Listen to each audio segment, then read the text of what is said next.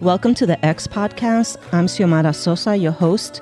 Every week, we speak to our community members to teach them about mental health through education and awareness. Our hope is to inspire them through social change advocacy. We also bring on community members and other mental health professionals, advocates, students, and others in the mental health and related professions. Our podcast style is storytelling. Everyone has a mental health story to tell. The information shared in this podcast is not a substitute for seeking help from a licensed mental health professional and is not a substitute for psychological diagnosis or treatment.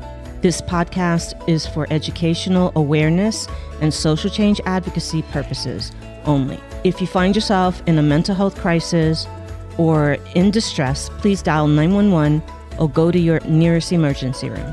Welcome everyone to the X Podcast, Real Conversations about Mental Health. This is episode number 54, J-Rock. Yeah. And today's topic is we were going to introduce all of our mental health interns. But it turns out that 4 out of 5 of them really had to go do work and school stuff. So they are gone. Next time we'll do a part 2, and they'll be on here, and they'll be able to introduce themselves. But we do have one intern that stayed, and she'll introduce herself in a minute. All right, so then our podcast is still really going to be about interning, mental health interns, and the things that they need to go through, and why is this so problematic, and what this means to the world of mental health and people who need their services, because that's really my thing with it, what I'm trying to do. So I am your host, Xiomara Sosa, creator and executive producer of this podcast. Our mission is to educate our communities and listeners about mental health and inspire them through social change advocacy. As a social change scientist and social change advocate, I strive to have real conversations on this podcast about all things related to mental health. I am a clinical mental health counselor, a national board certified counselor, a licensed professional counselor, and a clinical supervisor in South Carolina. As a holistic therapist, my approach is inclusive and culturally competent. My counseling specialty is clinical mental health. My clinical focus areas are anxiety disorders, depressive disorders, gender dysphoria, and trauma and stressor-related disorders. My areas of specialization are integrative mental health, multicultural counseling and therapy, and women's mental health. As a United States military veteran who served in the Air Force and the Army, I celebrate diversity, I honor and promote equity, and I value inclusivity in all communities, especially marginalized communities. I'm the founder, owner, and CEO and clinical director at Somerville Women's Mental Health Services, which is now a teaching private practice here in the Low Country of South Carolina. I'm also the founder and executive director of a nonprofit organization, the X Studio, a mental health cooperative. It's a place where mental health interns and licensed professional counselor associates to start their journey as the next generation of professional mental health clinicians. So today I'm joined by J-Rock and Ant, our usual civilians. So I'll let them introduce themselves, and then I do have one of the mental health interns, which also had a life before this that she can talk about that's bigger than just being an intern. And one of the things that she's going to be taking the lead on is the X Studio that we just talked about, the nonprofit, and that's because of her history and working in these kind of things and what she's working on now as a doctoral student. So awesome. Hey, right on. Yeah. All right. So J-Rock, who are you? Tell us. Well, I am J-Rock, Charleston radio personality. Been doing radio for about 20 years now. And just like all things broadcasting, audiophile, that's kind of my jam. But most importantly, though, more than anything, I'm all about self-growth. I just really want to just continue to grow every day, and being a part of this podcast, learn so many things, and so many things I had to unlearn as well too. So so it's been amazing coming on here, and just really dissecting. Okay, I got to make this change. Damn, that's Xiomara. One more night, I'm not going to sleep tonight. Oh, I got to do it. But it's worth it, though. And again, that's what I'm all about. It's just self-growth. And being a part of this podcast has been amazing. So I'm happy to be here. Yeah. Hey, Ant, tell us who you are. Hi, my name's Ant. I actually work with J-Rock on the other podcast that we do together, the Comic Section Podcast. I am the host. Yeah. Don't get it Be twisted. Host there. Don't get it twisted. No guess. But I also learned a lot, from this podcast. I learned not to eat certain things. And why, though? Why? Because, does... Mental health. Yeah, mental health. Yeah. Anyways, also, yeah, like J-Rock, I had to learn and unlearn some things because, this this is a lot. Yeah. It's a lot. Yeah, so we're calling me Debbie Downer right now because Yeah. my podcast is Yeah. always like, oh my God, all these things that I have to change, all this stuff. And then they come on and they do theirs, and it's all fun. Like, it's all comic stuff. Yeah, I saw a piece of fried chicken last night. I said, man, Yeah, I know, right? Damn that podcast. TT? Swear to God, when I see her Damn again. TT. Swear to God. We'll catch up though. We'll do a little Yeah. Carl Whitaker. We'll do a Yeah, little we- experiential. There is something, gentlemen, called therapy of the absurd. And Yeah. we can go there and have a good time. Yeah, yeah. Oh, yeah. okay. It's fun. All right. Why you look at me like that? No, I'm, like, just, I'm relating to Okay. it. We're related. What you trying to say? I'm saying we're relating. All right. Yeah, we together. Got it. All right. Okay, Nicole, so tell us why you're here. Tell us about yourself. Talk to us. Yeah, so I'm Nicole Miles. I am one of the 5 Yeah. new interns in the X studio, which is pretty darned exciting. I think I stand alone a little bit though. This is going to be my 3rd act in life, so I'm a little bit late to a few parties, but including this one. So I'm a bit older, probably old enough to be the mama of most of the other interns in here. We both are. And I'm getting my doctorate in clinical mental health counseling. Oh, so awesome. we're gonna go and achieve that goal. There we go. I think that's great. I Yeah. think that's great. So the thing that's really interesting about the entire group that was here today is that they're all in different levels, not just in life, but Yeah. like in the process of becoming Okay. what their degree is going to say that they can do. And then Yeah. they have the other ones are all doing their master's degree, and she's doing her doctoral degree. And then we'll talk about some of the reasons why that's great, and then some of the ways that they make that so difficult, like why she landed here and how she landed here is such a Okay. thing, because it was almost impossible for her to find an internship. And the reason for me why that's such a big deal is because we do, diversity is a big thing here, multiculturalism is a big thing here and all that, and we need more mental health people anyway. Like, we don't have enough for the need that we have in this country anyway. Then we go and we make it really difficult for everybody to just graduate, and this internship finding thing is one example of that.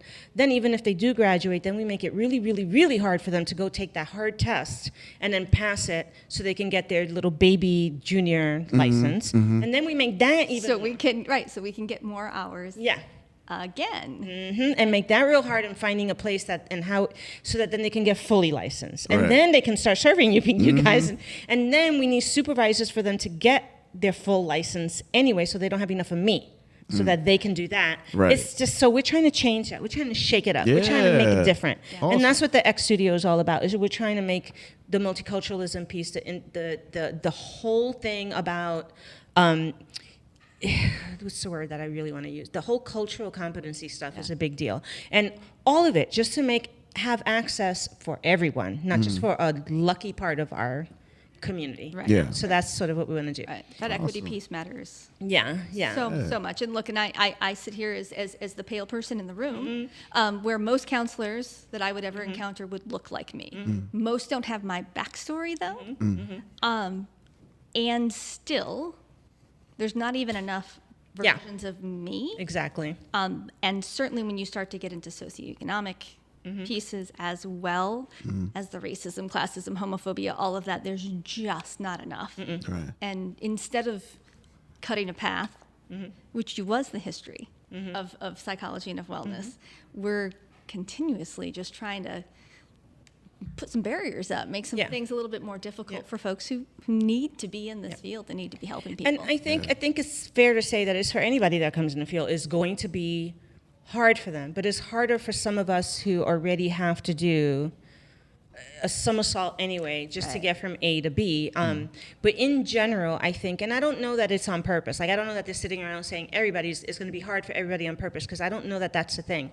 But I do know that that's part of it, and I know that there's other, like just something as simple as North Carolina and South Carolina, and how each of us have to get the same license to do the same thing, but it's a completely different kind of way to like test, and then what we call ourselves is different, because what is it, license? Licensed mental health clinicians In North versus Carolina. licensed professional counselors, Which is South Carolina. which is South Carolina, but really we're the same. It's the same people. fucking thing. Gotcha. And also the compact The Compact Act is where is coming soon. that's where all the states are just going to, that we'll be able to just sort of do it in all the states. Oh, okay. By Okay. reciprocity, is it? Or So by it's doing it's some supposed to be test? an easier reciprocity. There's 32 states right now involved, as far as I know, but it will only count for the LPCs. It will. So if you're an associate, which is the junior baby or the interns, we cannot practice under compact. So also, if you happen to be living in, say, a very unfriendly southern state that you were not 100% sure that you wanted to commit to for the next 3 years, you are in trouble if you are licensing, because you cannot leave and go to another state without starting all over again. Yeah. Man. So we're trying to make it less problematic because we need more. And in layman's terms for me, it's like it's too hard for all the fucking reasons we just talked about, plus more. And that's why people give up, and that's why people don't do it. And I don't blame them and that kind of thing. But that doesn't change the fact that we need more mental health providers. Yeah. We need a diversity of them. We need all the white people from, the fancy areas as much as we need all the people that come from other areas. It's like we just need everybody. And we need different specialties, and we need all kinds of stuff, and we need to make it less complicated for them, not just to work in the state that they're in, but to provide services elsewhere where there's not enough. So if there aren't enough Spanish-speaking mental health counselors in Georgia, and they need me to do work for whatever it is that's out there, then it's going to be so hard for me to be able to do it in Georgia where the need is, as opposed to being able to do it in New York where the need isn't.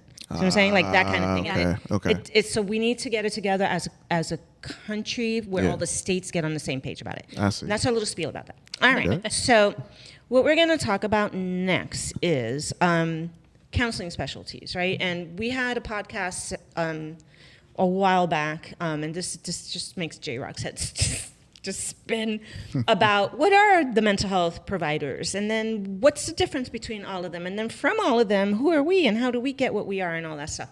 And it's complicated for us. We don't even learn that until we're out in the field, because they don't really teach you that in school until you're out here. So today we had a little chit chat about that with the interns, and most of them were like, what? I don't know. I'm taking notes. We don't know. So we're going to talk about that a little bit, and then we're going to talk about what your counseling specialty is and what you think you're going to do with it and all that. Everybody knows what mine is, because I talk about it in the intro all the time. So we'll do that. So what is a counseling specialty? So the professional counseling field offers a variety of specialties.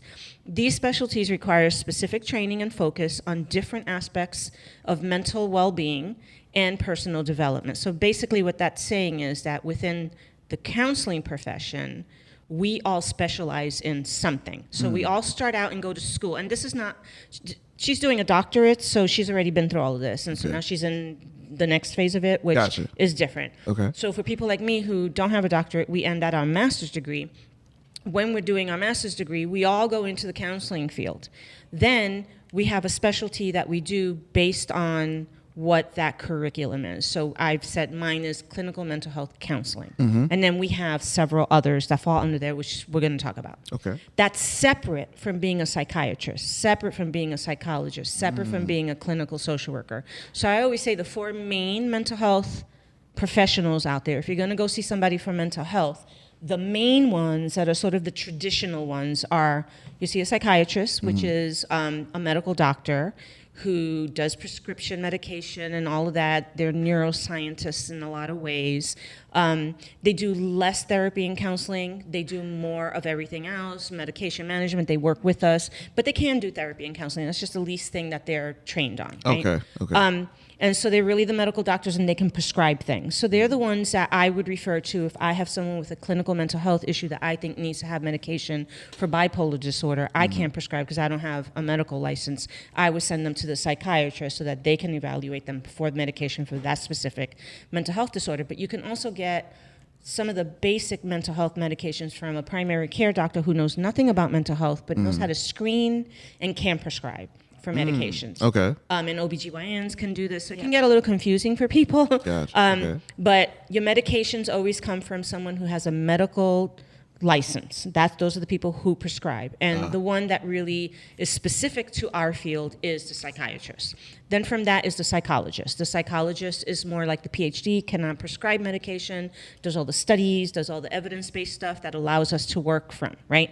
So we can't willy-nilly come up with our own treatment plan without them doing their thing. And they're, professors, they're the ones that study things, they're out in the field, and then they do really the very complicated assessments that the rest of us aren't really trained to do. And a lot of courts will ask them to come in to do those assessments. Or something that we get stumped on and we just can't figure out. We'll send them to the psychologists, who are really a lot more, that is their specialty, that's what they get trained on. And then you have the clinical social workers, which are the social justice people, which we love. We love them, but they really do more of the mental health stuff that deals with the entire community. So they deal with the school systems, DSS, all the family-related stuff. They're the king and queens of resources. So we love, they do mental health counseling and therapy, but their main job is all of that other stuff that we just talked about. And then all of them, it traditionally come from an illness model. So from that came us, the clinical mental health counselors. The professional counselors, we're sort of like the new kids on the block, even though we've been around for a while. The reason we get a little, we confuse everybody, because that's what we're talking about your counseling specialty. So we're all counselors, but within all of the professional counselors, we all have that professional counselor license, but her degree might say what I'm gonna list out, because we have like 4 or 5 different specialties under being a professional counselor. That's where it gets kind of confusing. And counselor and therapist are words that get interchanged. They're the same. So sometimes folks also think like the therapist is somebody different from the counselor. They're not. We're using those 2 words interchangeably, so that also adds to the whole confusion. Complication, right? Where you go see somebody and you think like, I'm feeling depressed and I need a medication, and you go, yes, you're depressed and we're going to fill this out for you, but also I can't help you with the medication piece. We're going to send you over here now. And you're thinking like, is that your counselor? Is that your therapist? Well, it's the same person, but it's not the psychiatrist who's going to have to actually give you that medication and will monitor how you're doing on it. Because they know all the medical, we know the side effects and the psychological things related to it. They know the medical part of it and the body part. So the thing to know too is that I feel like people don't get that all of us are counselors and therapists. Same thing. A psychiatrist is a counselor therapist. A psychologist is a counselor therapist. Social worker is a counselor and therapist. And all of the professional counselors are counselors and therapists. We all do that. The reason I think they started to get away from therapists, and correct me if I'm wrong, is because sometimes you'll say therapist and they'll say, what kind of therapist? Physical therapist? Whatever therapist? And that therapist? And people got it all confused, and like we wanted to be designated as, when we say we're counselors or therapists, we are clinical mental health counselors. We do therapy. We are therapists. We are psychotherapists, but we're not physical what is that called? Therapists and whatever else. Occupational therapy. Occupational therapy, and it gets very confusing in that way. So we think we're trying to simplify it, and we freaking just create an alphabet soup about it and confuse everybody more. So all of this just to say that we're all therapists, we're all counselors, we all have very specific. There's basically 4 there are others, psychiatric nurses and things like that, but they're kind of new and it's a little different. But fundamentally, there's the psychiatrists, psychologists, clinical social workers, and the professional counselors. The professional counselors are the only one out of all those 4 that have designated specializations that you go to school for. And that's what we're going to talk about right now, because that's what's affecting a lot of the interns trying to find their 2-year internships doing the thing that they specialize in. All right, so I know we just confused the hell out of you. So, so a long time ago, not a long time ago, but there's this accredited professional body that's KCREP, and I forget what that acronym stands for, but they basically are the credential people. So I went to a KCREP, a credential school. That means that when I graduate, it is in stone that I did everything that I'm supposed to be doing to be accredited to do this. But there's a lot of schools that you can go get a degree from that is not KCREP accredited, and then you graduate and you're like, oh shit, none of this counts for anything. I need to go do all these other things if I want to get licensed. You know, because the licensing people are the people you want to please, right? Right. And so KCREP says if you want to get a license, you got to go to this school because we have assured that everything that they're doing falls under our accreditation so that your license will be easy for you to do when you graduate. Okay. Yeah. Okay. So, all right. So there's that. So we're going to talk about These are the different specializations under being a professional counselor, right? Okay, so there's clinical mental health counseling, which is what I am. Is that what yours is? It is also what I am. Right. And so we had like one of the interns today, well, we'll go down the list. The other one is addiction counseling, which was also known as substance abuse counseling. The other one is rehabilitation counseling, and we do have one intern that's her specialty. So her master's degree is going to say master's degree in rehabilitation counseling, as opposed to clinical mental health counseling, like ours says. Okay. So what that says, when you see that on the wall, what you'll see is like they're both counselors, they're both therapists, but this one specializes in clinical mental health. This one specializes in rehabilitation counseling. Okay. But we can all do mental health counseling. It's just limited depending on your specialty is what you need to be able to promote. So I can't promote being a rehabilitation counselor. That's not my specialty, so I'm not going to say, oh, hey, man, that's me, come to me. Right. I'm going to say I can do a little bit of that, but that's not my specialty. I My see. specialty Okay. is clinical mental health. Yeah, Gotcha. and you about need a GPS Yeah. to navigate all of this. And by the way, so do we. Yeah. Because Yeah. a lot of times they don't teach you they this. don't You they don't know don't this. tell you this stuff, and even the licensing piece Yeah. doesn't get clarified very often until very late in the game. Yeah. So because you're dealing with a university body and a state body, and those are different. Sometimes they're in different states. Like Yeah. I go to an online school, so my school is located in a different state than my accrediting. My accrediting body is in one state. My licensing body is in another state. I have to use my GPS to get there. Yeah. But then if you're a user, if you're a client, a consumer of therapy, and like what the hell's on the wall? It doesn't matter. They don't care. Like, you're not going to call saying, I am deeply depressed. I need to see, what is it? A clinical mental health. Yeah. You know, like, they're not going to do that. So Right. it's up to us to really be ethical and Yeah. say, I don't know anything about rehabilitation. I know enough to do a few sessions with you. I don't know I can't do, what's this one here? The other one. Well, let's finish the list, Yeah, and then we can talk yeah. about what we should be doing and what we shouldn't be doing. So far we have clinical mental health counseling. We have addiction counseling. We have rehabilitation counseling. We have marriage, couple, and family counseling. We have career counseling. We have the rehab. Yep. And then we have school counseling.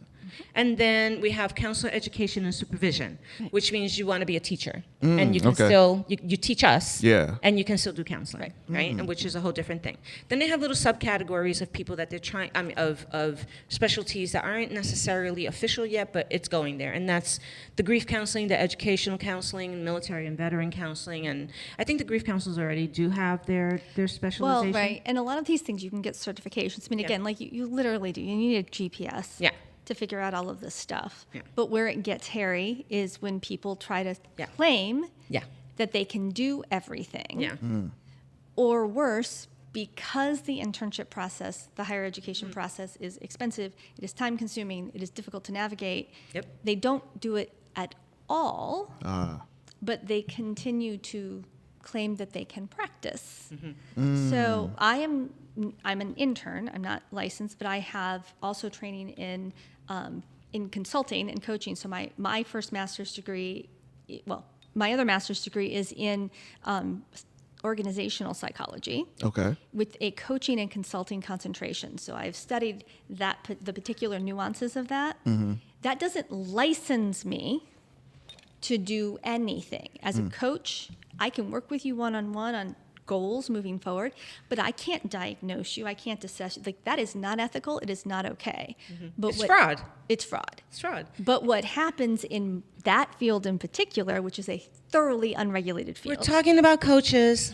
Yes, we are. And there's some good coaches out there that kick Look, ass and stay in their lane. Right. Like I want to. But most of them, no. I want to put myself in that category You are because in I'm that category. operating as that coach, but I see it all the time It's- where you've got people doing things that they are not qualified to do, that they shouldn't be doing, and that they are promoting that they can do because they haven't studied this Right. and because we've not done a good job of educating the public in general to get you to ask. We're not going to know. Right. You're not No, gonna- because I mean, look, it's hard enough for us, and it shouldn't be incumbent on you. Right. It's kind of like when we, caveat emptor, the buy a car or do anything else. There's a limit to how much is like normal consumers we should know about this stuff. But I do always tell people, like, ask the questions.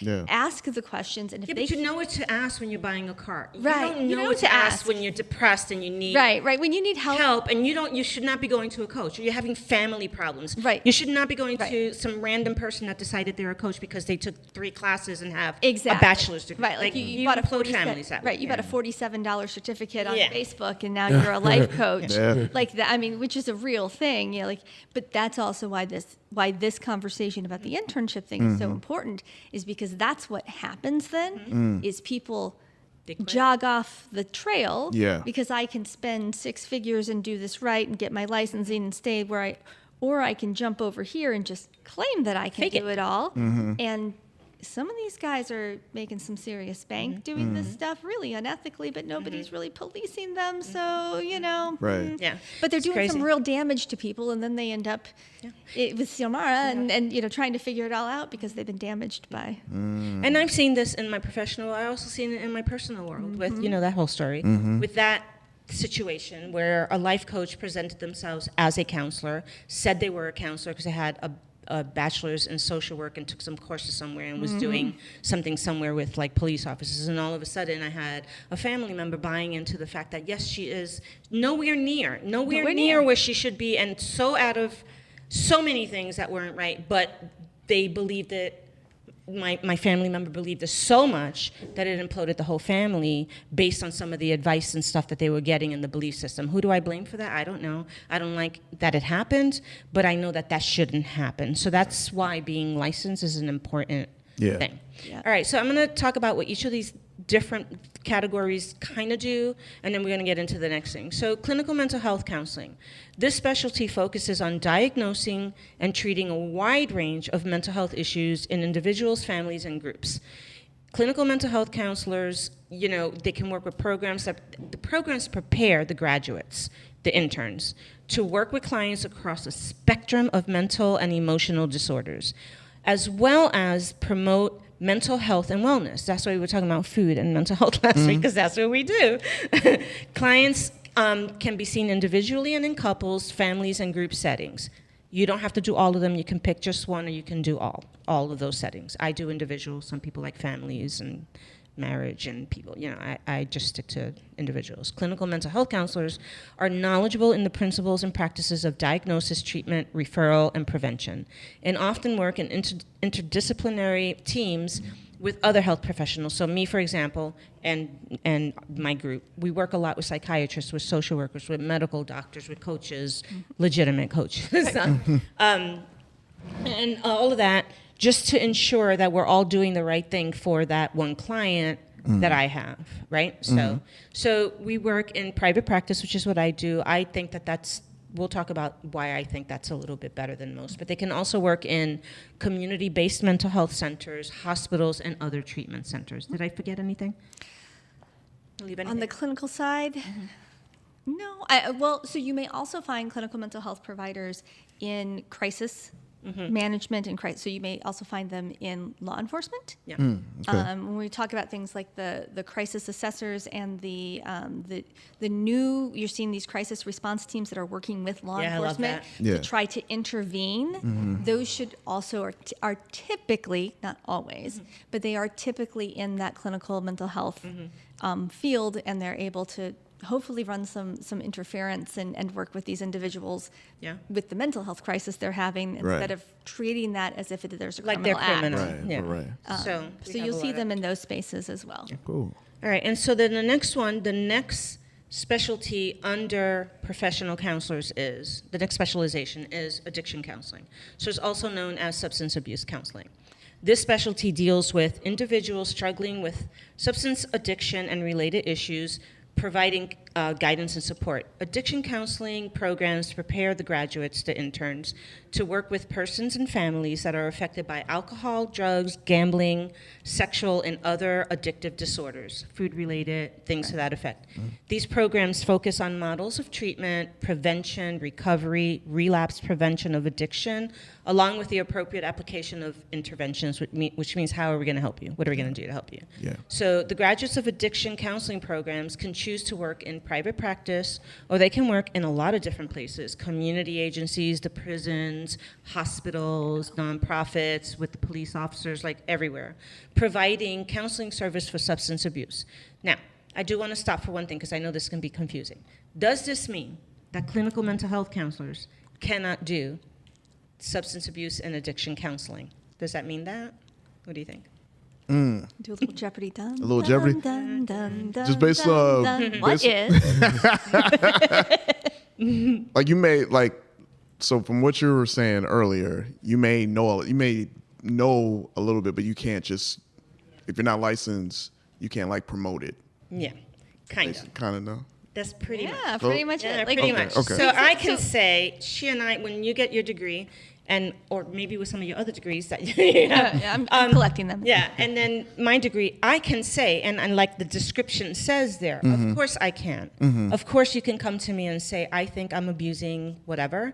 I need some help with this. And I'm going to be able to say, sure, come. And then I'm going to sit with you and do up to my scope of expertise. Then I'm going to say, now I'm going to refer you to an addiction counseling, or we're going to work together with an addiction counselor, Gotcha. a substance abuse counselor, because the treatment that you need for this is their specialty. It's what they spent 2 years learning how to do. Right. It's what their degree says that Yeah. they're the expert. And I don't know shit that they know when it comes to that. Right, right. So that's the way it's supposed to be. I got you. I should Yeah. be doing that, right? You wouldn't really know that. You wouldn't know that unless the first person or the first place you went to is an addiction place. Right. And everybody there is an addiction counselor. Yeah, yeah, yeah. Like You a wouldn't know rehab. that. Right. Yeah, like a rehab or something like that. But if you went into the hospital, and there's some of us are there, we all know how to do this, right? And some of us know how to get you from point A to point B. What I can do is promote myself on the website like a lot of us do. Yeah. We had this big, I had such a chip on my shoulder about this, where you'll see, what's your specialty? And you'll see them list a whole bunch of stuff, and something that they'll list is addiction and da-da-da, and eating disorders, and blah-blah-blah. And I'm thinking to myself, your degree does not say you're an addiction counselor. Why are you saying? Now, there are other ways that they can become certified to be able to do it and be able to say that, but they should never say that this is their counseling specialty. It's an issue specialty that they Right. can do on the side, but it's not their counseling specialty. That's what these people do. Just like the addiction counseling people can't say that their specialty is clinical mental health. Like they can't sit around there and tell their people that that's what they specialize in. They don't. Yeah. They specialize in now they can do mental health counseling. That's just not their specialty. specialty. Got it. Yeah. Well, and it kind of, I have a background. My first chapter was in the arts, right? So I was a musician. Like I was a woodwind specialist. I was a saxophone player. But when you go to school to be a musician, you learn all the instruments. Right. And so you're functional in all the instruments. People would come to me and say, I want to do private lessons, but I don't do private lessons on trombone. Like, I can give you private lessons on trombone, but there's going to be a level Yeah. Right. which I'm no longer qualified to do this for you. Understand the fundamentals of it, but it is not how I have spent. I just spent the last 25 years blowing on this brass reed thing over Right, here, and you're right. trying to move your own. That's not going to, I Right, can't right. help you after. So you know enough makes about sense, yeah. music to help them with the music Yeah. thing. Right. But you don't know this instrument the way that you know that instrument over there. And I think that that's a good That's a great way to put it. analogy to Yeah. think about that in terms of when we're talking about counselors and when you're really looking for somebody, when you're shopping for that person who can help you. Yeah. There's a limit, right, to how much I'm going to know about substance use disorder and how helpful I can be in that. And if that is really the primary, keeps returning as your boogeyman, is the thing that, you've been in and out of rehab 8 times, like there's a level of help I can give you, Right. but it's going to be limited versus somebody else who has actually spent specialize in it. all of their time Yeah. thinking about that disorder and how to move it forward. Right. And so I think that that's always really important. Like when you're the consumer too. It's also really important for us as counselors to Yep. know, because we've got to know when we are swimming out of our depths. And the harm you can, Yes, like our before thing is you cause do harm, because do no harm. no harm. Like that's Yeah. it. That's your number one directive. Okay, so did we confuse you guys enough? You got any questions about any of No, it? No. it makes sense. It's kind of Now like it does. No, it definitely makes sense. I mean, you break it down like that, and like you go to a doctor, and you know, like, hey, doctor, I have this crank in my neck. I'm like, okay, cool. Let me send you to this chiropractor over here. And it's like, oh, this specializes in that. So now you know where to go. But they'd be like, okay, yeah, you just Yeah. go over Right. here. Yeah. I think another great way to look at it is mechanics. We Yeah. have mechanics that work on cars. Yep. Everybody's a general mechanic. They can do all the basic stuff, right? But some of them know how to do Mercedes-Benz stuff. Right. Others, you better not let them touch your Yeah, Mercedes-Benz. yeah. They can talk to you about your tires and your gas and your basic fundament and all Right. that. Yeah, that but makes then sense. when it comes down to the specialty of Transmission, your transmission, suspension. you don't want them messing with your Nah, car nah, if nah, they're nah. not a Mercedes That makes person, sense. right? Yeah. And if they're a Toyota guy, you're not going to want to take your Mercedes to the Toyota guy or the Toyota guy to the Mercedes guy because they don't know. They don't know, But yeah. generally, do they know about cars? Yeah. Yeah, Mechanics. yeah, they got Just Are they not a licensed? specific car. Right. Yeah. sense, You yeah. got it? All right. Yep. And integrity says Integrity, yeah. we know when to not do that. When you come to us and say, this is the issue, it's our responsibility to look and assess that and Right. ethically say, right, I can prescribe you something for that shoulder when you actually need a chiropractor. That's not ethical, because that's not going Right. to heal you. Exactly. Yeah. So the idea is for us to know these things, Right. and so that we know our lane, so that the people who we can help get the help from us, but Right. the people who cannot get help from us get help from the people who can help them. Yeah. yeah. Yeah, and that's why we have this thing with coaches, is because they seem to want to bypass all that. Oh, absolutely. They really do, and they put themselves out there as whatever it is. Not all of them, because I have some that I think kick ass and love. One sitting here with me right now, and then the other ones that I'm just like, I just want to punch you in your Well, throat. and- How and- dare you? and again, you talk about like a generalized, right? Yeah. Like life coach. What is, that's a What thing. the hell? Like, I have a life. And you're gonna coach. I Are need you a coach for my life? Yeah. like no. Like, so I call myself a therapeutic coach. I work specifically in wellness-based areas. Yeah. I work specifically with self-worth issues. I work specifically with care for caregiver issues. I work specifically with goal-based moving forward issues, because also coaches should not be doing anything about how to unpack your past, because they are not qualified to do any of that. Or to diagnose. Then nothing Or pisses me no off than diagnosis or somebody assessment. saying somebody has something or not. The one that I'm referring to very specifically, I have an older brother who's a Marine, and he worked in the prison system, and he got into a big brawl there with prisoners and messed up his back, and now he's on disability for it, and da-da-da. And he's got a lot of PTSD. He was also, there's a lot of different reasons why he does, law enforcement, Marines, stuff, fights, whatever balls. And this person had the nerve to say, oh no, he doesn't have PTSD. But then the other one, who I think does have a trauma-based thing, had the nerve to say, no, you don't either, which caused a lot of the problems that you all know about.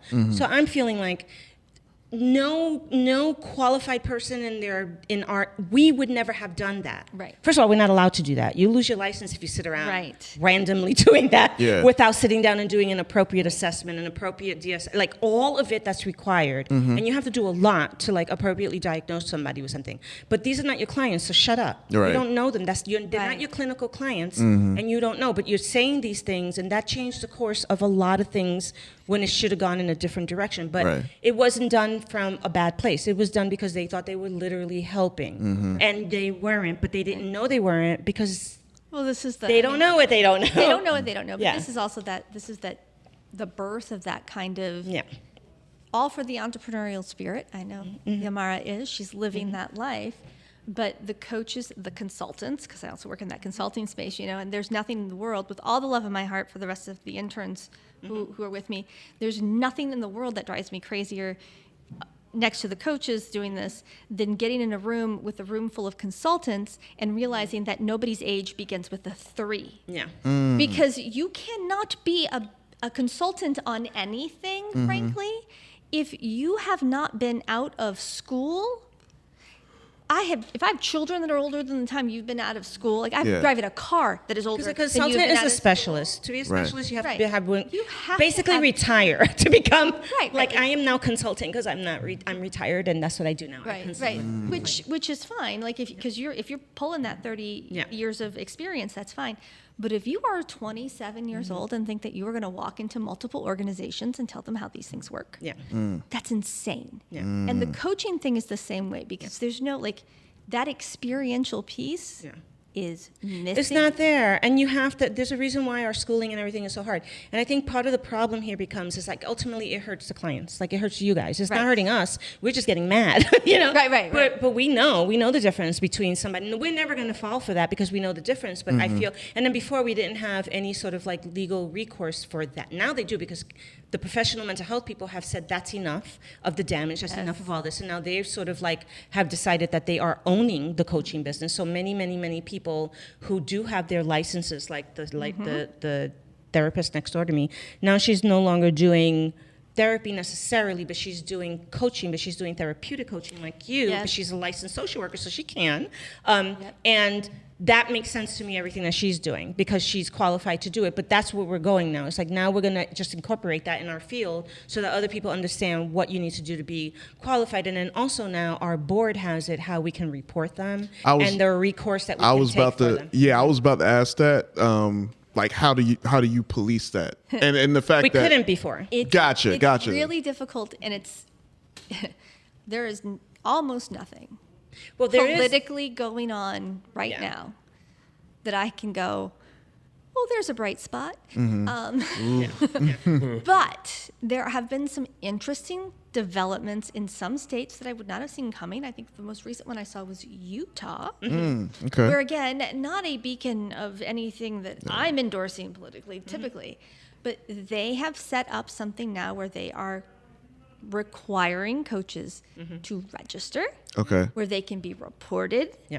So you can no longer just sort of operate. Yeah, just Right. put a shingle up because we have a Right, I'm- pandemic, and now Right, I'm I'm named myself a coach, a Yeah. life coach. Right. you have to be credentialed now. Yeah, I got you. That there are some things that are happening, that are putting some controls on it.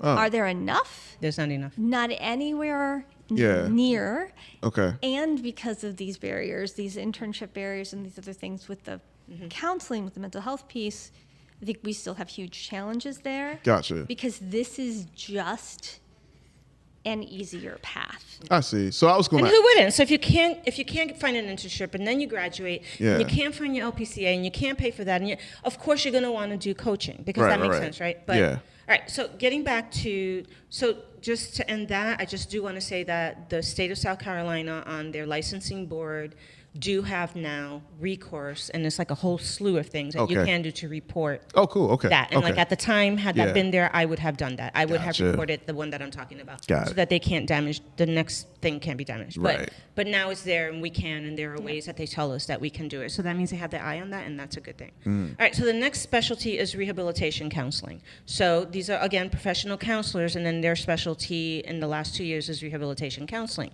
Rehabilitation counseling programs prepare graduates to work collaboratively with individuals with disabilities, their support systems, and their environments to achieve their personal, social, psychosocial, and vocational goals. All of that to say, we're going to help people with disabilities be able to function in life to the best of their capacities, as opposed to throwing them somewhere and forgetting them about them like we used to do many years ago. We don't do that anymore when we have people trained that can make other options available to them, see. right? Yeah. So the graduates, who are the interns, they're prepared to maximize the levels of independence for people with disabilities. And we're talking about psychological disabilities, physical disabilities, mental disabilities, invisible disabilities, all of them that put more extra barriers for people to be able to live an independent life, a safe life, a good life, right? Right.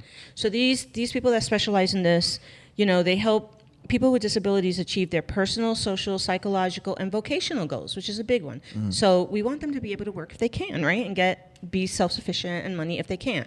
Graduates are prepared to maximize levels of independence, integration, which is a big thing, and participation of all individuals with disabilities through the use of counseling, technology, advocacy, support, and the development and application of services that eliminate these barriers to your clients in order for them to develop.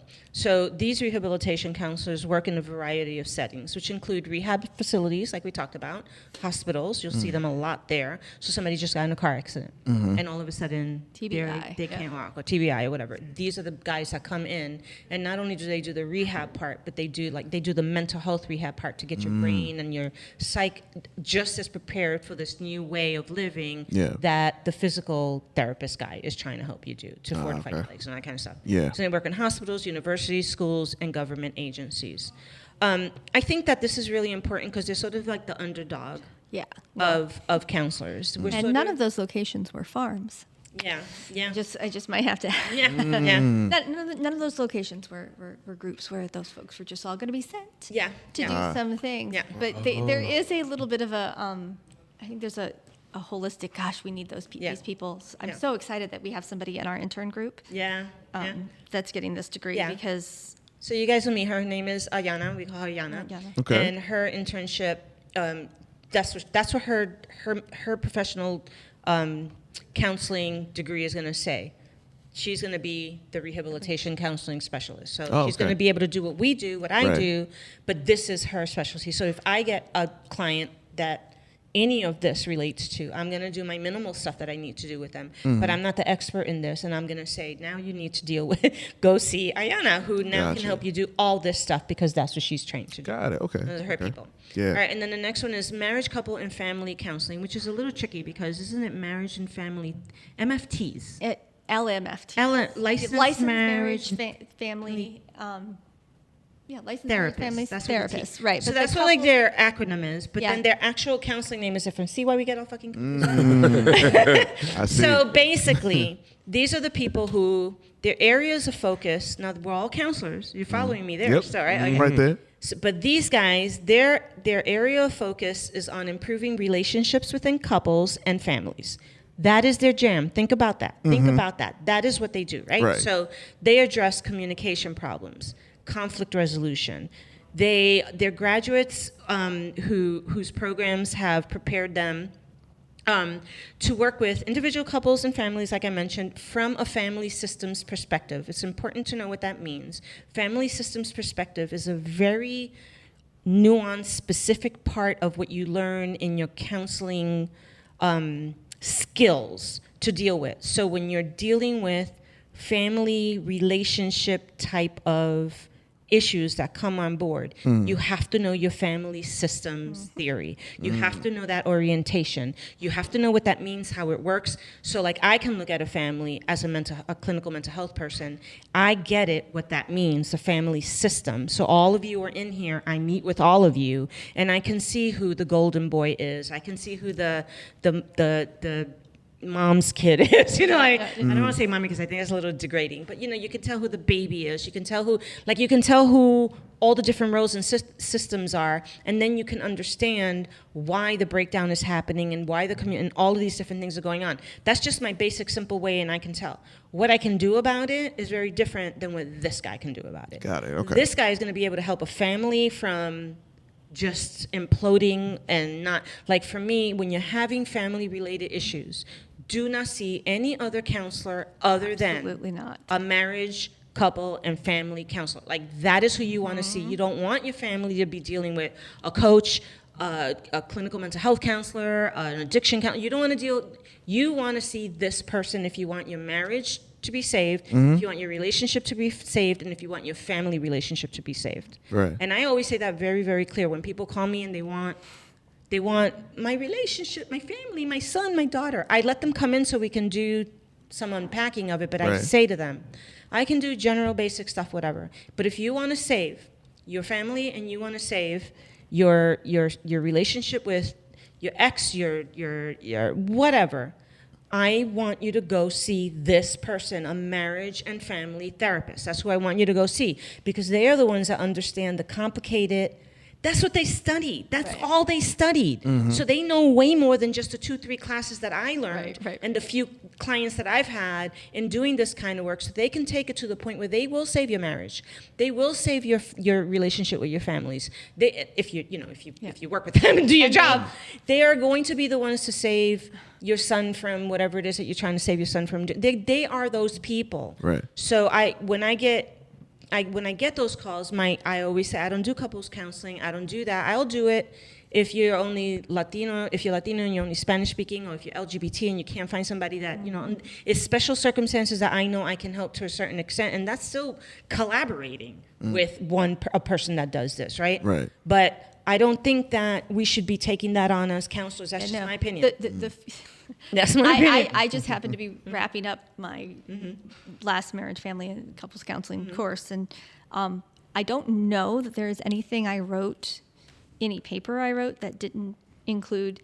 And this is why I do not professionally do this. Like, I will not be pursuing that, and I know that. And I also think that sometimes when we're getting trained as counselors, we also feel like, we're making you guys drink from the fire hose. We feel like that all the time. There's 200 different types of theories, and what's your theory in philosophy, and are you multimodal, or you're intermodal, what are you this way, and then what do you specialize in, and there's all of these things, and we start to feel like we have to do everything. When we've taken a course, we should do that thing. Okay. Knowing what you should not do is really, that's like a good I think life that's skill more in important. general, right? And Right. and I think the sub work of that is also really important, right? Like, you should have if you are a member of the LGBTQ community and you are in a gay marriage, lesbian marriage, a marriage where somebody has transitioned in the middle of that marriage, your counselor needs to understand that. If you have a cross-cultural marriage, if you're dealing with 2 different cultures, 2 different religions, your counselor needs to understand that. Right. Because we can theoretically, I can identify all the interpersonal patterns, but I have no business in putting those pieces together for people. Gotcha. And I understand that. Yeah. It's like, that's just not a thing that I know how to do. Yeah, I think that's really important. And this particular specialty, I think we need more of. We don't have enough of. Oh, for sure. And what ends up happening is the rest of us in this field end up taking that in and taking it on and doing that work. But it's not really what we should be doing. But we're doing it because it's better than nothing, right? It's better if you guys say you're a couple and you need help, and the best that you can get is a me. I'm going to do the best that I can because there's not enough of them to go around for everybody to get that benefit of. But if you do have that option, that's very different than a clinical mental health counselor that says, I also do couples and family therapy because I can, and I can. But that's not the same thing as saying, that's my specialty, this is what I do. Not the same thing. And you do. And some folks, there certainly are clinical mental health counselors that can take that on and do that. Well, and I happen great. to know that I'm not one of them. But I do think, to your point, especially in the couples and family dynamic space, by the time we decide we need to seek out counseling for that, things are already probably going not great. So it's not a great thing to get the call back to say, I should have an opening for you in 3 to 5 months.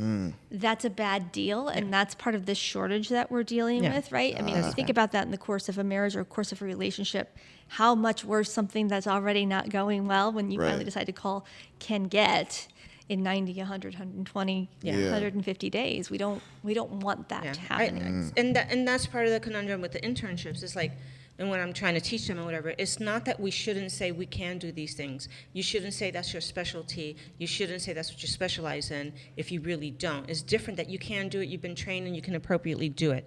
It is very different to say, I specialize in. Right. Like, you can't do that, and I have issues with that. And that goes into communities, LGBT. We'll talk about that a little bit more.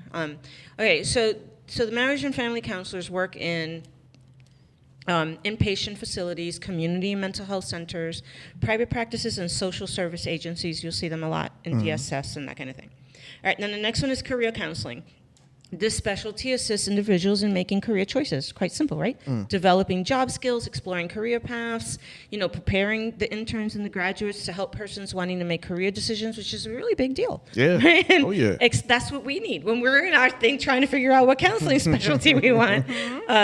So it helps them explore the intersection with their education, their skills, their interests, their personalities, to determine and plan what possible career paths they're in, And just because I love animals and I want to help them, I should not be a vet. I am real. I'll be that person suffering and crying and just kill me. The cat came in sick, just kill me. But give me a person who's sick and I'm going to rock and roll in Right. that area, But these people are another group of people. Career counselors get impersonated Yes.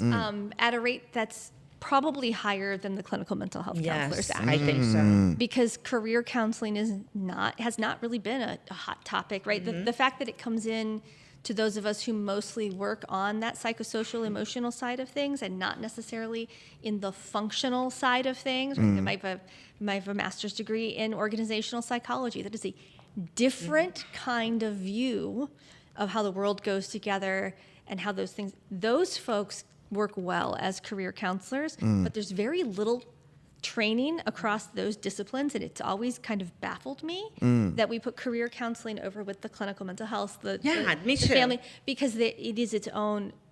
It's very a nuanced and genius. specific. Yeah, it is a genius. Like if you actually study what a good career counselor could do, I started to think back and I thought, oh man.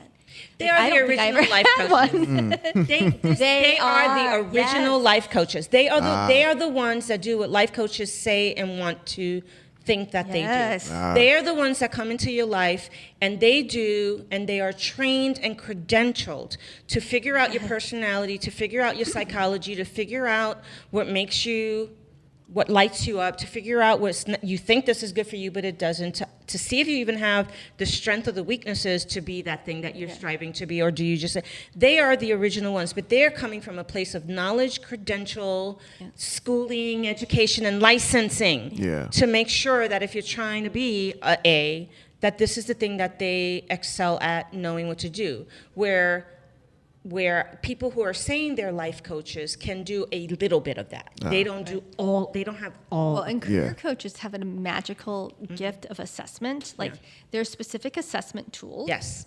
When applied correctly, that incidentally work a little bit like you guys know what the Rorschach thing is. Like these are the ink blot. Right. things, Yeah. right? Yeah. know what that So is. like from 1928, 29, like these are still some of the most accurate personality measures ever, but that doesn't feel like that should go together, right? Right. But there are career counseling tools that work exactly like this, where you're like, I did a series of assessment training where it was all these pictures and things, and we just start doing it with ourselves, and I thought, this is going to be garbage. Like I can't. There's no way that this is actually going to work the way it's supposed to work. And I'm getting the training, and the whole time I'm doing the training, I'm like, this is not going to work. Yeah. And it came back out. And I did the thing like 3 times. I was like, this has to be. There's no way. Every single time. Every single time. It's all evidence-based. It's okay. not guessing. It's not. It is There's all a evidence. science. There is a science to what every single one of these specialties do. Yeah. It is Okay. science-based. Everything Yeah. we do is evidence-based and it is science-based. So it's not like I felt one thing, I experienced a thing, I took some courses, now I'm doing it. Right. I teach this group of people every Saturday night or whatever. So now we do it from the science, we do it from the credentialing, it's so much bigger than that. So career counselors often make use of inventories and other assessment tools to assist persons in making important decisions for their career. They work in different settings like private practice to career resource centers or employee assistance programs, which I get a lot of people sent from them, EAPs. who have really specific industries or organizations that they are aware of and understand how they function. So I'm not going to send somebody who really has a love of working as, I don't know, a medical student, going to medicine or something like that. But I know that they have a trauma-based issue on A, B, C, and all of these other things that I know that you wouldn't know if you weren't trained at. So if they do go into that career, it is going to injure an injury that they already have. And I need to be ready to be able to explain to them that there's so much work you need to do. Right. Because if I send them in there like that, then something homicidal, suicidal, or they can become burnt. Like there's just not they're gonna be traumatized again. Like we just don't know. And only people who have that science-backed training on that will be able to know that where people who don't are gonna be like, I think you'll be great at this, and let me help you get it. And they don't know that that's not the thing that they should be doing. Yeah, that's the folks that are writing your resumes are not the folks that are doing. They're not really career counselors. And good career counselors also understand the rest of the psychosocial dynamics around us, right? So I may want to be some kind of helper, healthcare person, but the idea that if nobody in my family has gone to college and I don't have transportation, that I'm going to end up going to medical school is not. That may not be feasible, at least not right now. Right. So what steps do I get to take, and rather than me ending up driving for Uber, which won't work if I don't have transportation either. But rather than me doing something like that, they can help direct me towards other fields that would put me on the pathway that could help me get to these ultimate fields, because that's how they think, and that's why the psychologists who we don't necessarily give a lot of play to, but are doing that work. All those assessments, all those magical they're things. amazing at it. They've developed it all. They understand so they've developed that all so that we can take all of that information and consider that entire holistic picture instead of just like, hey, you like dogs? Or the big one is, you're so easy to talk to, maybe you should be a counselor. No. Not everybody who's easy to talk to, not everybody who's quick to give advice, not everybody who wants to be a helper should be a counselor, because they do more damage than not. There's a big leap between, I have this one skill, and can I apply this and skill? if you like to give advice, that's not you your should field. probably not. Yeah, you should be a counselor, because a whole Exactly. lot of your work in counseling is not going to be about giving advice, not if you're any good at it anyway. Yeah.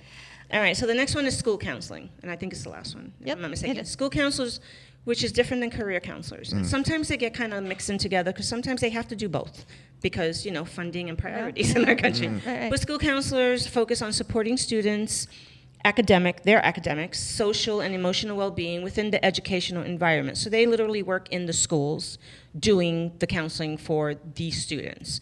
The programs prepare graduates, so the interns that are coming that have that as a specialty work with students ranging from kindergarten through high school. They're prepared to promote the academic, career, and personal social development of all K through 12 students.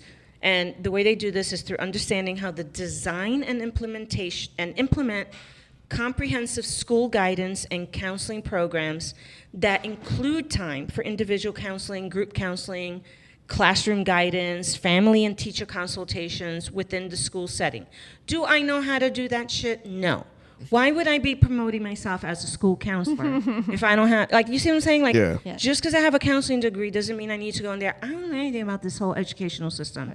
And I get triggered by some things. There's just maybe I'm not the best person. Now, can I do clinical mental health for these people? I can do that. But all this other stuff, oh my God, no.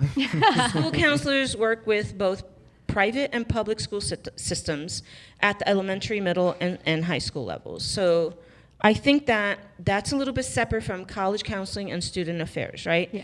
They do basically they prepare students to assume a variety of different positions in higher education. So that means college, and that kind of thing. Student affairs offices after graduation, different group of people, different needs, different skills, right? Different even environment. These positions might include working at a college or university's housing and residential life office, assisting with management of activities of the student union, offering student leadership activities orientation, providing counseling, because we all know how to do that, right? Career services and multicultural support services. Students acquire a strong professional counseling knowledge base. By students, I'm referring to interns. That's their base. Their knowledge is really strong on including the history. I think, I'm just going to cut to the chase here.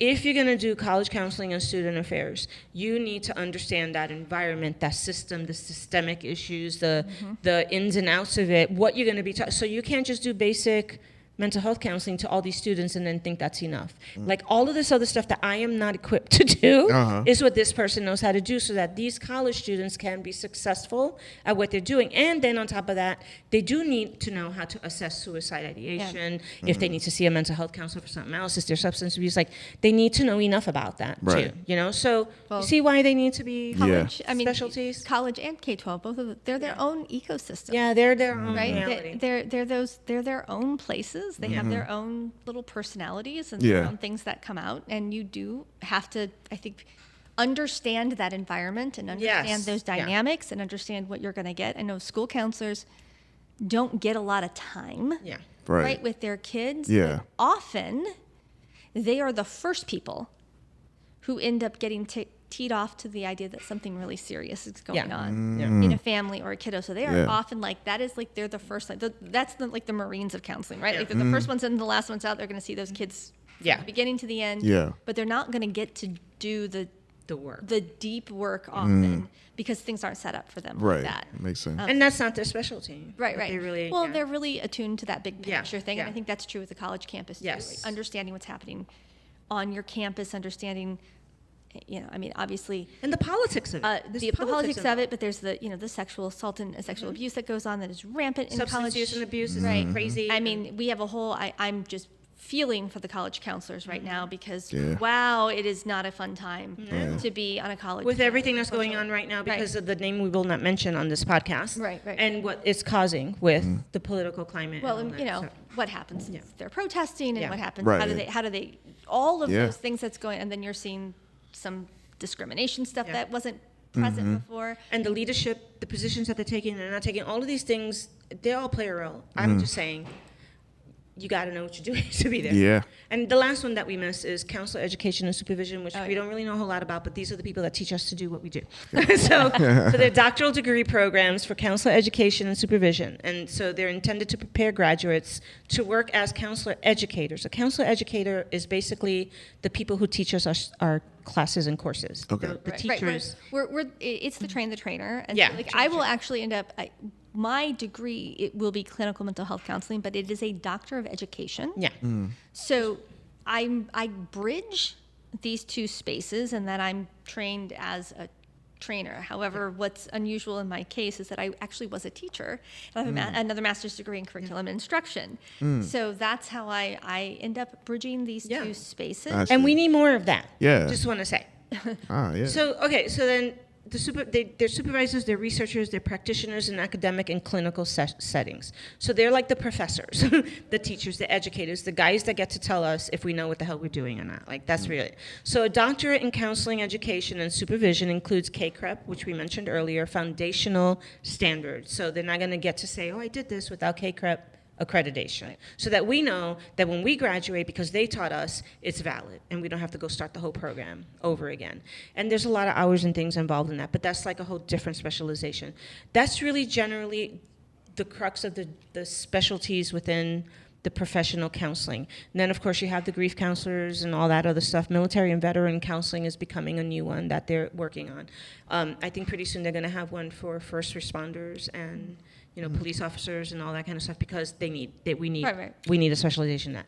So that's that. Do you guys feel like you even caught one iota of a little bit. Like, we did our best. It can be overwhelming, right? So you see why it's important for interns. Absolutely. It's really something, and you see why it's hard for people. You want to do counseling, you want to help, but then you go to school and you're like, what in the hell? I don't know. What do I fit in all this? And that's after you decide, am I going to be a psychologist, a psychiatrist? Right. Well, at all of these, you're minimum at a master's degree level, right? Yeah. So you're at some point 5 years or 6 years into your higher education, often before you find any of this out. Because the other interesting thing is that colleges that offer counseling programs, psychology programs, psychiatry programs, they don't offer all of these, right? So there's not very many universities. I don't know of one off the top of my head. I'm sure there are several, but there aren't within arm's reach, right? Where you can open up your catalog and say, oh, look, here's all the 5 subspecialties it's not that. In fact, the universities will often name their own subspecialty degrees, even though at the end of it, you're not necessarily getting that subspecialty degree. I'm a great example of that because my degree is clinical mental health counseling with a specialty in forensic psychology. Yeah. That's my full degree, right? So I can, in theory, say I specialize in that in school. That's what I did. Have I ever used that? I tried to, I wanted to, and whatever. And then when I realized that's a community, talk about a close-knit community, and I'm not going to let anybody in unless you've been in there since like babyhood and you know somebody doing forensics and you know the person working in that, because it's such a little nuanced thing that I was like, oh, forget it. I'm just going to go off here and like figure out how to do something else that resembles that. But that's how my school sort of couched it. You know, like you think you're specializing in, that's what they want to be.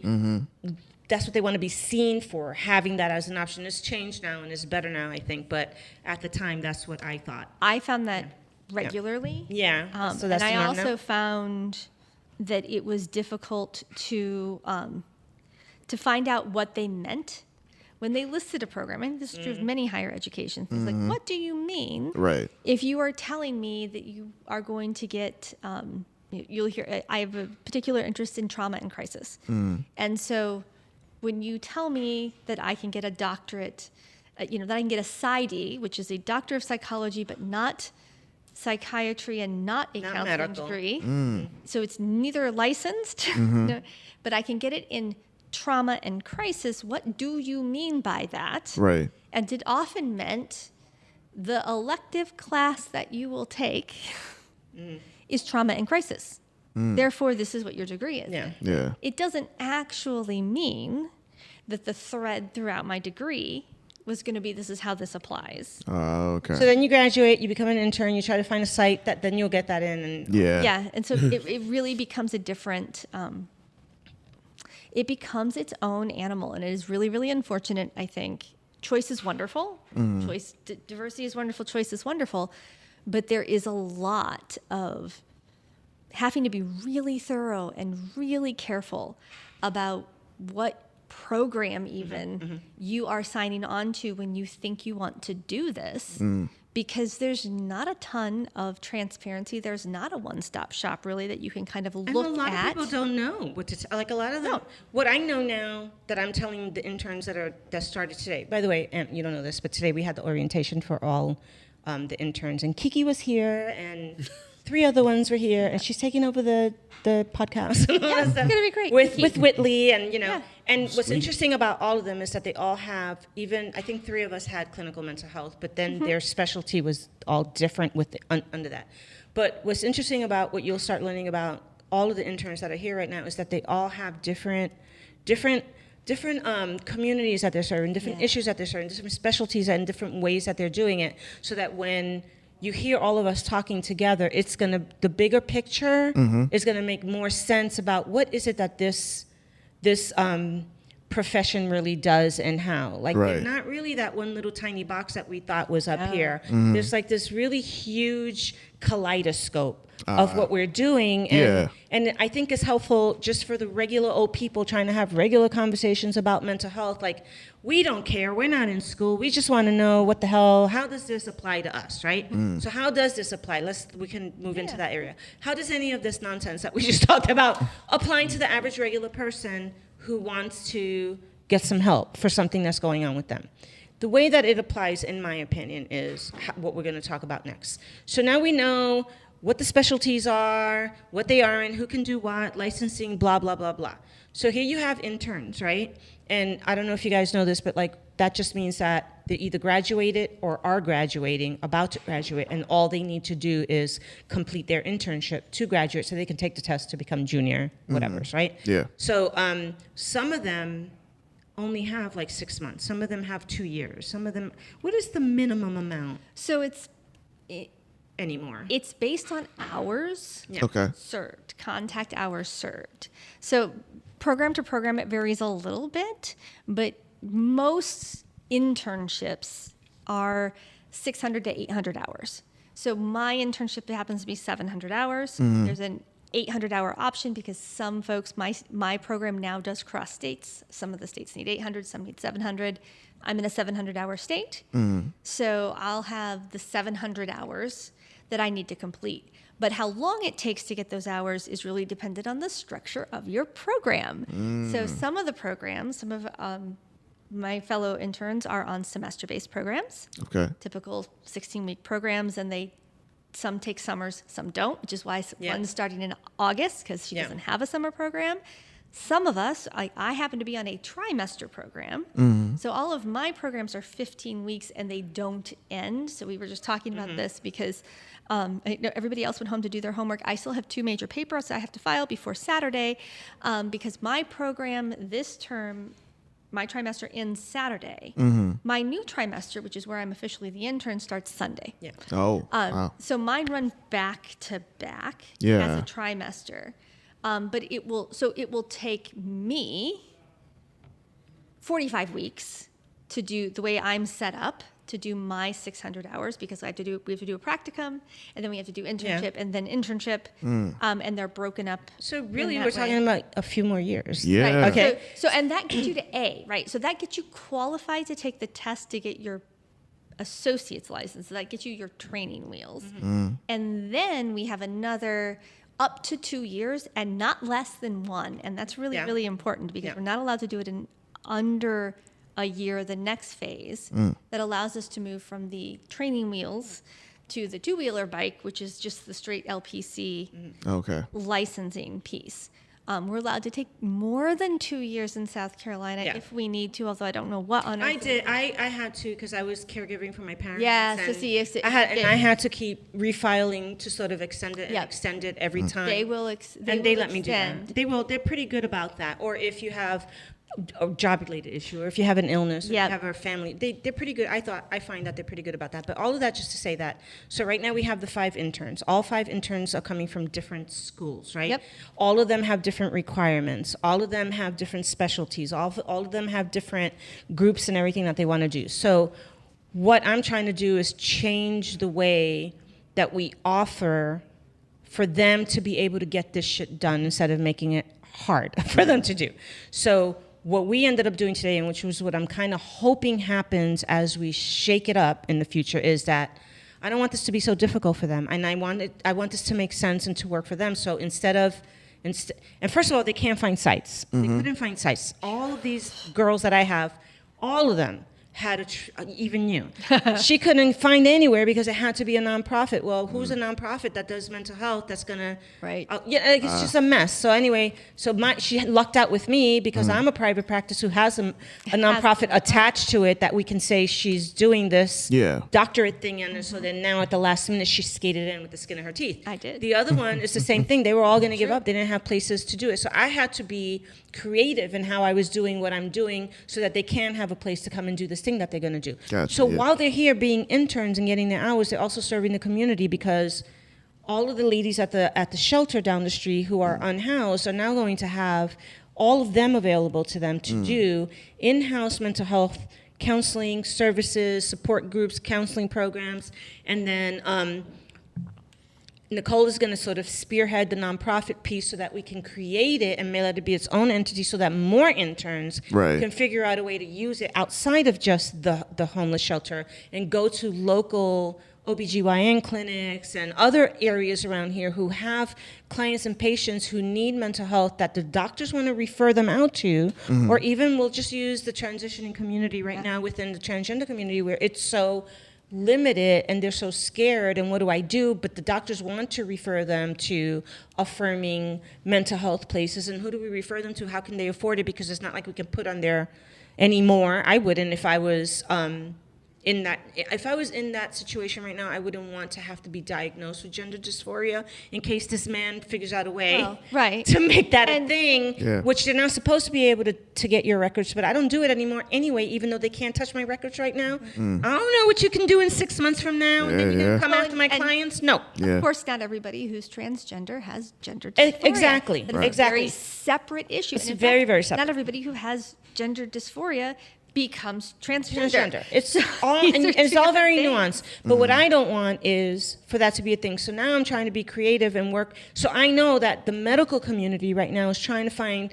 safe affirming credentialed mental health people Right. that they can refer their people to. And so how do they do that without causing harm that they're not supposed to be causing because they're doctors? But what's his name is saying they should. So I think that you just have to work with the times, work with the needs, understand. Sometimes you do have to find that loophole. This is my loophole. This is There my you go. fucking loophole. Gotta do it. And I'm going to find it. So don't tell me DEI isn't important because it is. And now I have to find different ways to make DEI work, Well, right? and as counselors, I mean, I just had this conversation / argument with somebody online. I don't make it a policy to argue with people online because it's not usually a productive way to do anything.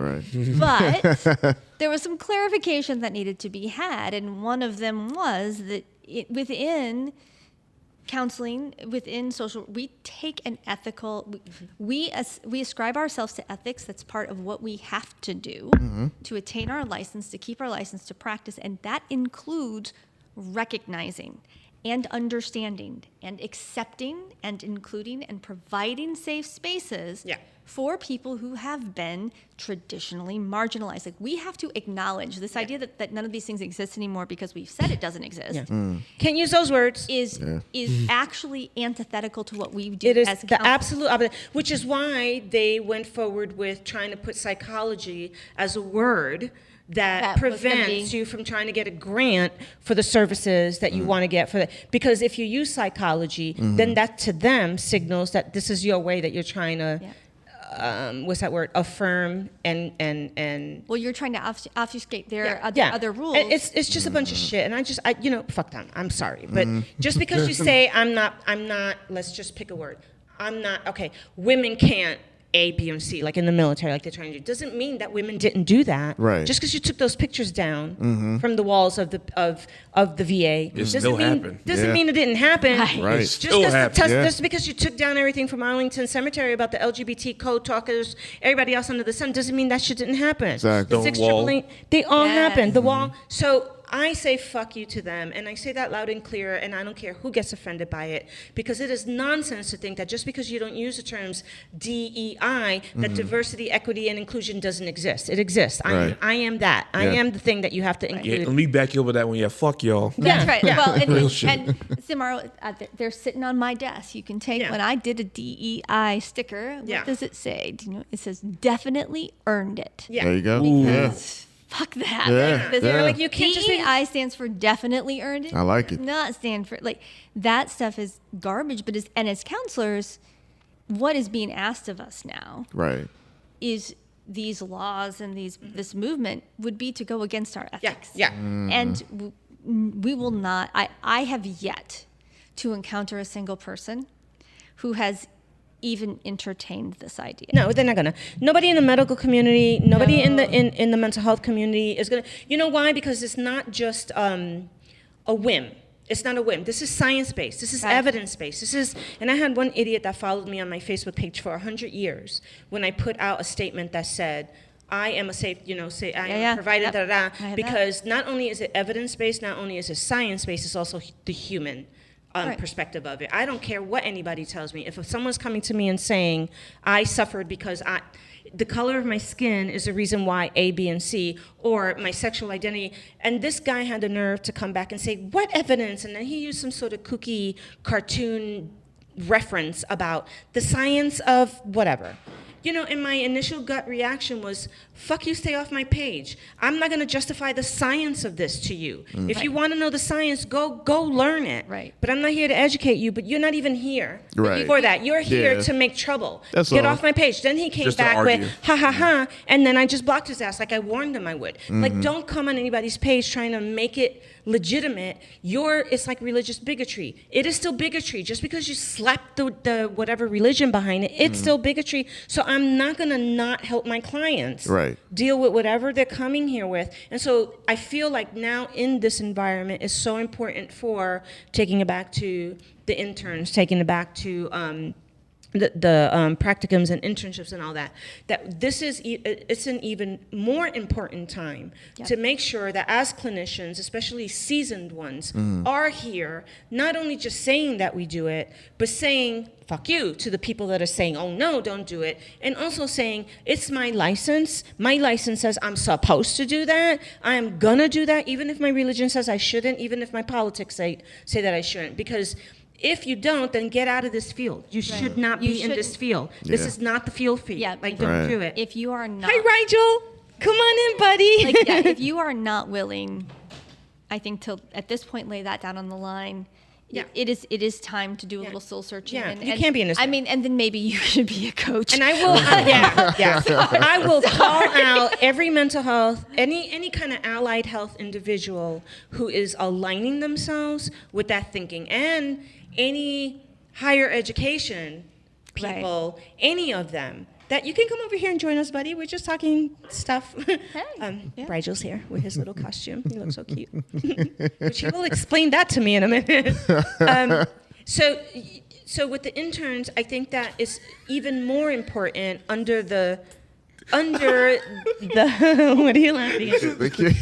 All this, it's just Elle's dressing normally and just. Okay, just to give context. I'm so sorry. Rigel, what are you wearing? Tell us what you're wearing. You can use her microphone. Star Wars. Yeah. I'm currently dressed up as Obi-Wan Kenobi because it's May the 4th this weekend, and we're going to be recording our episode, which comes out on Revenge of the 5th. Yeah. So, yeah. So that's the fun podcast that happens after our podcast. I love that. So we do the Debbie Downers, and then they do the fun Listen, stuff. fantastic psychology coming right out of Star Wars. And I sit proudly as a Gen Xer who argued, in fact, to name my dog Leia because, hello. And you want to talk about somebody who was like, fuck you to the whole DEI thing, we can just Leia. Yeah. All the love for Leia. And I lost the battle because we adopted the dog in January of 17, and so if you're playing along at home, you know that the new Star Wars came out in November of 16. So my dog's name is Rey instead, and I'm okay because her name we still have a Star Wars legacy puppy in our house, but I was really after Leia because then it was post. Yeah. I have a whole Carrie Fisher thing. That's for another episode. Perfectly fine. That's fine. I may or may not have the little vinyl heads of. So That's fine. They're all over my house. We do not judge. I'm trying to get people to declutter that in my house. I'm losing that battle. There's some Leia in there. There's some and my car's name is Sally Ride. So we like women. See, all my interns can relate to what you guys. There you go. We're all good. So all right. So what we're talking about, Rigel, is we started the whole intern mental health interns today and all that, and they had to most of them leave, and then this is the one, Nicole, who was able to stay, and we're talking about the different specialties and why it's important to try to make an environment that helps them as the next generation of mental health counselors. And so we've sort of like moved down the road. Now we're going to start talking about, so as interns and as the next generation, like what is important for them to understand and know when they're coming into the field, because they're coming in as freshly graduated people and high on, on everything that they've learned and done and what they can do. So one of the things that I feel is important to get them to understand is really at the end of the day, what is your mental health specialty, if that is what if you, and most of us do, we have the clinical mental health counseling specialty, right, as a professional counselor. What does that mean in terms of what is your specialty what is your mental health specialty? So for mine, I always say at the introduction, mine are clinical depression, clinical anxiety, gender dysphoria, and trauma and stressor-related disorders, which is your PTSD, CPTSD, adjustment disorders, and things to that effect. But that means that in the DSM, there are all these other specialties that fall under disordered eating, that fall under, what are the other ones? I can never really remember them when I'm on the spot. Personality disorders, the whole neuro. So you get neurodivergence in there. Divergence. You have your class A disorders, your bipolar, schizophrenic, hallucinatory disorders. So you have all these different things that you can specialize in. If you ever find a therapist telling you that they specialize in all of those things, they're lying. No, they don't. It's hard enough to keep like the 4 ones that are similar under your belt. Like that's your mental health specialty. So with interns that come in, one of the things that we need to make sure that they understand is that no, you're not, the entire book of the DSM is not something that you specialize in. Pick something that speaks to you. If it's whatever it is that's in there, pick it, become really good at it, and make sure that that's the thing that you can say is your mental health specialty. You can always change it. You get tired of doing this, you want to learn how to do disordered eating, then you go and you learn that. You want to learn how to do the other thing, you go and you learn that. But always know that the DSM is something that, these are the things that you can diagnose people with. These are the things that you have evidence-based treatment plans for. These are the things that you can potentially cure, quote unquote. These are things that people can go into remission with. These are all clinical things that you can help with. Very different than all these other areas that we're going to talk about. And you can switch them up. You can switch them up. Today when I asked them, everybody said what theirs was. Did you said what yours was? Do you want to say what yours was? So I really do. I have a focus on trauma and stress-related disorders in general. I'm particularly interested in the complex PTSD that is with the non-combat related work. I'm also very interested in severe and profound mental health disorders, so things like bipolar, schizophrenia, and then the more severe class of personality disorders, so antisocial personality disorder, these kinds of things that are a little bit more on the more extreme side, I guess, of what we think of when we think of mental health. There's also a lot more.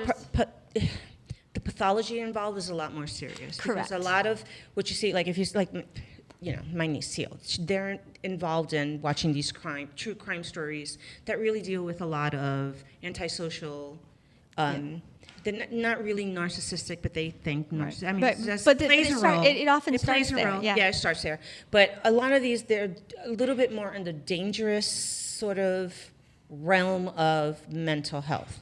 And this is what everybody thinks mental health is all about. So is somebody going to be a killer? Is somebody going to be, an abuser? Is somebody going to do all the criminally based things? Are the jails filled with people with mental illnesses that are based on these things? Maybe, maybe not. Like, it's all very complicated. It's more rare. Yeah. And I look at what I'm interested in treating as both sides of a coin, because I'm very interested in the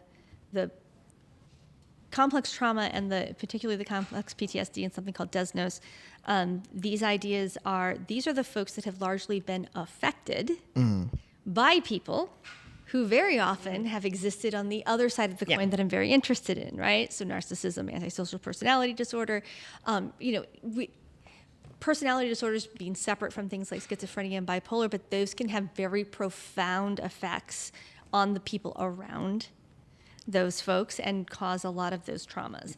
So I'm really interested in that. Yeah. I'm going to make the connection. Okay, so the personality disorders include borderline personality disorder, which is a big argument about we should move that over to dysregulation. Yeah. CPTSD is a form of trauma that's just like PTSD. The difference is that it normally comes from childhood-related traumas, and not just one. Usually, it's constant, classified as an ongoing, chronic, which children grow up in if they are in a house full with a narcissist who's abusive, or whatever. So then you end up producing people that have borderline personality disorders, and the way that shows up is with their complex PTSD. Yep. That's a very complicated way of saying that. If you're growing up as a child, you'll see this in a lot of foster care children and things like that. So if you're a child and you're born in a family that has somebody who has narcissistic personality disorder, which is different from being narcissistic people. Stop misusing those terms out there. Yes. But someone who has a diagnosed narcissistic personality disorder, so that's dad. And then mom has histrionic personality disorder, right? So they got married because that's what happens, right? They're attracted to each other and everything's so excited and dysfunctional. Histrionic people want the world to rotate around them, so they don't. Oh, that's how they Lord. right. It's not how many histrionics take a light. They stand in the middle of the room revolves around them to change the light bulb. That's attention. Very, very. Everything is very excitable. So it's all. I work with you people know like that, that. but I was just saying. So now we've struck the nerve. I see it right there. So we have these two people. They get together.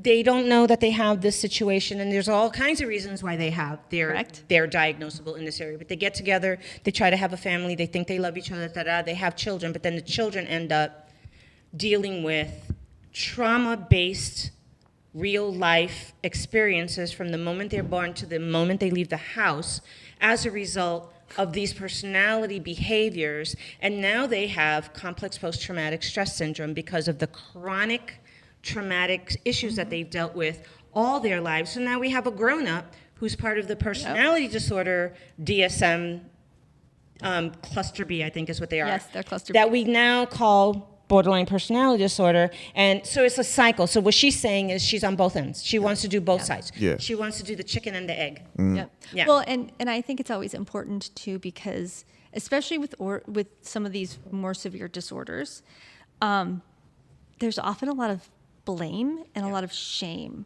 around these kinds of disorders and judgment, and it is difficult, right, to find out or uncover that either you had somebody who had an antisocial personality disorder in your life, or was a narcissist, had a narcissistic personality disorder within your life, and therefore you perpetuated a cycle where you then went out and had a relationship with that person and then had children, and now your child is struggling, right? We're looking for those cycle breaker kind of things. The only way, in my opinion, that we're going to be able to interrupt those kinds of cycles is by, yes, we have to do post-traumatic growth. We have to teach people about trauma, which is happening all around us all the time, and understand how to fix that piece. But we also have to, with empathy and with clinical, evidence-based research, work with the folks who have these disorders in medically sound ways and emotionally sound ways, so that we can break this pattern up. Because there are also plenty of people that I know, incredibly high functioning, brilliant kind folks with bipolar 1, bipolar 2 disorders, who properly medicated, properly monitored by good therapy, do incredibly well in life and are incredibly good people. So Without that support, though, not so much. And I think it's important to really be honest. And again, for the interns, these are things that they're not going to know that they don't know until they're around, because you could learn all you want to learn in books, but then once you're in practice, it's a whole different reality out here. But I think that the thing to understand is if you're dealing with somebody who has personality disorders, there's a reason why the majority of the mental health field does not want to deal with personality disorders. And that's sad. That sucks. And I think that that's a disgrace. However, it is totally understandable why. Absolutely. And out of all of your clients that you can have, especially as interns who are new, right? New and trying to figure out of all of the clients that you can have, most people who fall under personality disorders do not think there's anything wrong with them. It's always everybody else. It's somebody else. Right. It's not me. They don't think they need to change. They have no concept of self-awareness for the most part. So it's not like they're coming in there saying, I think I have narcissistic personality disorder. Can you help me? Right. They're not coming in with that. Right. And that's why it's damaging for them to come in with a significant other thinking they're getting marriage counseling, because really that's not what's going to happen in there if the counselor doesn't understand how MPD works. And they're going to use that and weaponize it to go back and be their natural. And that's, it's always the good test, because a lot of very self-conscious people will start to hear things like histrionic personality disorder or narcissistic personality disorder and begin to think whether or not they have that, and start to catalog the things they've done and think, oh my gosh, I might be a narcissist. So if it has occurred to you that you may be a narcissist, I guarantee you are not a narcissist, because a narcissist would never think that they are a narcissist, right? If you're worried about borderline personality disorder because you think you might have been to reactive attachment disorder, you don't have it, because it would never have occurred to you. Right. And you get mad when somebody tells you that you are, and it's offensive and all that. I mean, it's incredibly specialized. So there's a danger in when we're online and we're talking and people are just spewing out the word narcissist and the word and they're like armchair therapists, and they think they know, and they give all these examples, and they listen, and they don't know what the fuck they're talking about. Just because somebody pissed you off and treated you like shit and was bad does not make them a narcissist. Right. Just because someone can't stand your ass does not make them a narcissist. Just because somebody's a bad boyfriend, girlfriend, sister, brother does not make them a narcissist. And it's horrible, because then the real people who are dealing with those disorders, they become justified and like, it's like this whole thing. So it's incredibly irresponsible to do, is all I'm going to say. Well, and that's also true. Words like trigger. Yeah, like trigger. If you're upset and mad and you have road rage because they are bad drivers, I almost got killed on 526 coming here. Like, that's not a trigger. No. That is just causal to life. Yeah. If the voice paging somebody in the grocery store causes you to have to sit down in the corner and have a panic attack, That is a trigger. And by the way, that's not like a woke word or anything. It's No. been around for 40 years because we've been studying it. Thank you, psychologists. It's a clinical word. Right. Like It's- this is a term that actually does occur. And you're right. What happens is it gets recategorized. Yeah. And we don't want that. The personality disorder folks interest me in part because they're hard to treat. They're hard to treat. But in part because I believe that there is a huge movement in trying to, like we've started to see with neurodivergence, where we're starting to be able to put a little bit more conversation to what it looks like to be we're gonna fix this political mess, and we're gonna have these conversations again, and it's gonna be empathetic, and it's gonna be understanding, and it's gonna be accepting, where we can say these are the conditions, and if we can teach people to understand those conditions, we can teach them. A person with personality disorder who understands eventually they have it can not necessarily be cured of it, but they can learn to manage it. Yeah. Just like anything else we have about ourselves, I agree. we can learn to manage. And I also, I started saying that, and I really do want interns and new graduates to understand, is that just because the majority of the mental health community does not want to have them as clients doesn't mean that they don't deserve a qualified mental health person who knows how to manage and handle it and know what they're doing and not cause harm to themselves or them. We just have too few of them. We need more Absolutely, of we do. them to be able to do that. All right, so the other thing that interns need to know is they need to know who their ideal client is. So what's important about that is a specific population, a specific client. For me, it's women, it's people who identify as women, as non-binary people, as the LGBT community, is people in that general category who are dealing with trauma or, dealing with the issues that I'm dealing with. But that's very different than what your specialty is. And for you, your main clients is what you just talked about. Yeah, so my main clients and your main clients are actually pretty much same. identically Yeah, so our the clients can be the people. same, but what we treat in them can be different. Right, and other differences, for example, I am a white woman. If I had someone who was a Spanish speaker in particular, especially true with trauma processing, that often needs to be processed in the native language. So I don't want somebody who's having to translate into English for me to understand when I see Xiomara next door to where that can actually go better. Yeah, Right. I think that So those kinds of things really do matter. And there are certain ages of folks we work better with, and those kinds. I think it's all relevant, and I think interns need to understand, for example, like you might have people who have religious trauma, right? And your idea and understanding of what religious trauma is might not necessarily be what their lived experience is. Right. So when they come in and they talk to you about their lived experience and why they're identifying it as religious trauma, you can't try to change that narrative into explaining to them what religious trauma actually is.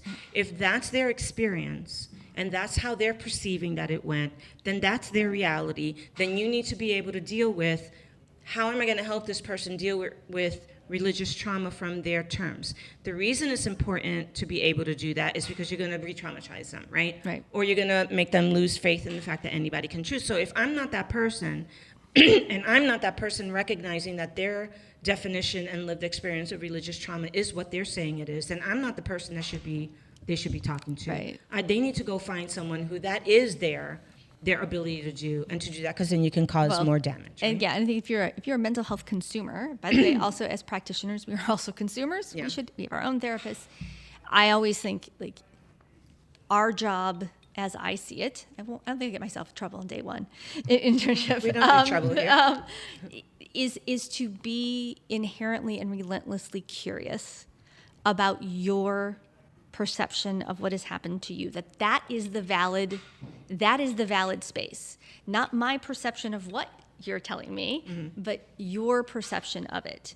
And I always think if you get in a therapy room with somebody and they try to recast what you are saying is valid for you as not valid, you should leave. Yeah, Because absolutely. that person is not going to help you. And that's not the same as saying, why is it that you think you may have felt that way? Or why is it that because that is an exploratory space. Their reality is always going to be the thing that you need to go with. And I think what's important for interns to understand is that doesn't mean that if you have somebody who's not dealing in reality, and the truth is that they're causing their own issue, they are the problem, they are the one that's being the problem within whatever is going on at work, being defiant, being this, you're smoking too much, so you don't know what's going on. And of course you're smoking too much, and it's messing with your relationship, but you don't see it. You don't see it that way, right? Right. So I'm not going to sit there and affirm that, oh man, Right. they suck for saying that's not what we're saying. So this is very nuanced. So okay, so we're going to wrap this up so these guys can get to their thing. What I want to say is that for interns that are out there struggling to find an internship, period, a site, period. We hear you, we see you, and we know that is so hard to do. Much less find a site that's going to do what they need to do to prepare you for the next phase, which we all talked about, and is numbing for what that is. I can't even begin to tell you that I understand what the answer should be to that, because I don't know what the answer should be. But I am trying to change that within the scope of where I work so that it can be a little bit different. But don't give up, because there's enough of me and Nicole's and my intern group, and then from them it's going to grow and grow and grow and grow, so that stops being the problem, because we need mental health professionals, period. And then the next thing that I do want to bring up is that we are going to have one of our interns, Kiki, is going to step in and sort of take the whole, Kiki and Whitley are going to step in and take the whole podcast into the next level that we want to, and they're going to be working with these guys so they can school them and show them how to make the YouTube channel come to life and how to do everything else that they're going to, the shorts and all that other stuff. So you guys are going to be seeing a lot of Kiki and Whitley lately, and talking about stuff. So as I do at the end of all of my podcast recordings, right, I'm going to ask, what did you learn? What's your takeaway? J-Rock. Specializing. That's it. Specializing. That's a thing. Yes, that's a big thing. Yeah. Yeah, just like with anything, like, you go somewhere, like, hey, yeah, it's like, hey, I'm looking, I have this issue. It's like, okay, well, I know the general basis of it, but specialty, get you this person right here to, help out with that. So yeah, that's definitely a big thing I learned. What about you, Ant? Staying in your lane. I love it. That is really it across the board. Staying in your lane. For Stay in your sure. lane. Yeah, got to. Know what your lane is There you anyway. go. Be proud of your lane. There you go, right? Be super proud of your own lane. You don't need to be in Yeah. everybody else's lane. I think that's a really big one. For sure. What about you, Ryan Joe? I know you walked in at the last minute, but what do you got? Star Wars rules. That's why I learned. I'm sorry. That's good. According to Nicole, that's perfect, right? Absolutely right. great. That's absolutely wonderful. Thank you, Nicole, for being here and putting. I Yeah. thought you were pretty I'm easy here. so Yeah. excited to Yeah, join good. you. So we're going to be working on that a little bit more. So the fellas are now going to take over and do their Yeah. Love it. their Star thing, Wars their rules. costume. Yeah, but And who work has on- the tattoo, Rigel? All right, everybody. Thank you for listening, and take care of your mental health. Thanks for listening to the X Podcast with me, Xiomara Sosa, clinical mental health counselor, licensed professional counselor here in South Carolina. We hope you enjoy our real conversations about all things related to mental health. You can check out our show notes for reference, resources, and other show-related information. If you found value in our conversation, we encourage you to join us weekly as we discuss different mental health topics. You can head over to the X Podcast website at www.studiotalkpodcast.net and send us a message from there, as well as sign up for our newsletter. Our email address is studiotalkmentalhealth@gmail.com. You can also subscribe to our podcast and leave us a rating and review at blueberry.com/studiotalkmentalhealth. And send us a text or call us at area code 843-695-9974. Please recommend our podcast to your friends, colleagues, family, and networks. Thanks for supporting us.